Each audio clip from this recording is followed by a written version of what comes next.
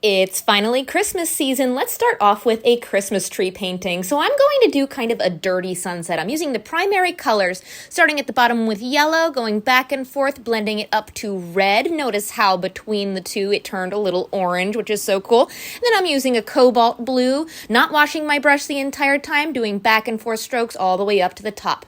I don't want that clear cut line, so I'm going to blend that with some red, which turns into purple. And I'm even going to go back with my yellow. See, it's getting a little dirty, but I am going to blend that middle part in too.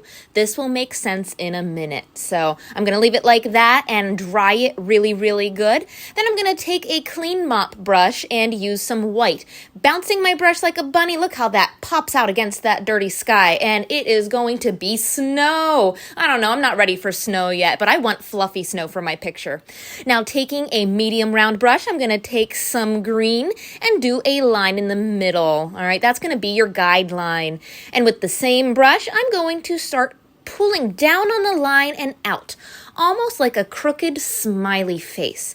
And I'm pressing down a little harder when I start and then lightly lifting up towards the ends of these lines to get those points. And what happens to a Christmas tree when you get further down? They get longer. So longer strokes as you move down that line. See, I'm always pulling down on that guideline and pulling out. I'm going to do that on that side all the way down to the snow. Just like that, you can fluff it out a little bit. I'm even going to make mine a little taller. Let's tweak it. And then do the same thing on the other side, pulling down on that line and out in a curved shape, almost like a smiley face. Doing that all the way down your tree. Has anybody gotten their Christmas tree yet?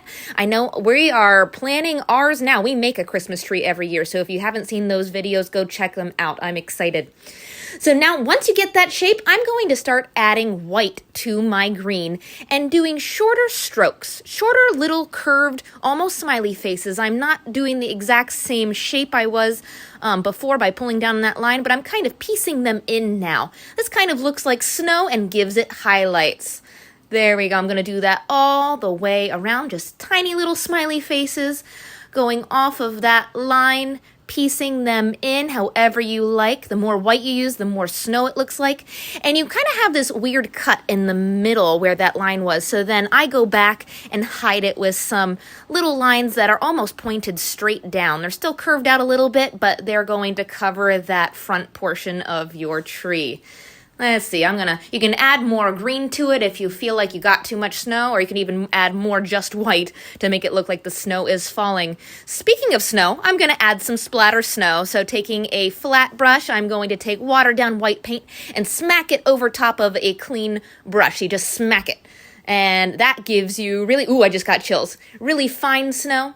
And then you can decorate your tree however you want. I take a detail brush, and with this one, I usually just do the primary colors because that's what's in the sky. But I'm going to do yellow, red, and I'll probably do some blue. You could decorate it however you want. I've seen people do like pinks and purples and golds, anything you want, but I'm going to space them out. I'm even going to add some garland. Let's do some little polka dots that are yellow going in a zigzag shape. They could also be Christmas lights. I'm going to add some bright white dots inside of those too. I love seeing what my students come up with this one because you can always get so creative. A lot of people always ask me about a trunk. You can add a trunk like that. I usually do it at the end if I do, but sometimes, it might be hidden. You might not be able to see it either. So totally depends. I add a star on mine just by doing kind of a cross and then an X in the middle. That gives you a really cool looking star.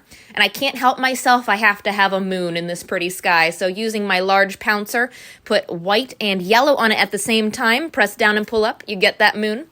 And I feel like there needs to be larger chunks of snow. So I'm going to use the back end of my brush, dip it in paint, and just tap in some larger chunks. You ever get those really nice snowfalls where you have them coming down in clumps? I want that. Oh, I'm so excited for Christmas. I can't wait. So there we go. There's a simple, easy Christmas painting to start you off for the holiday season. Have fun.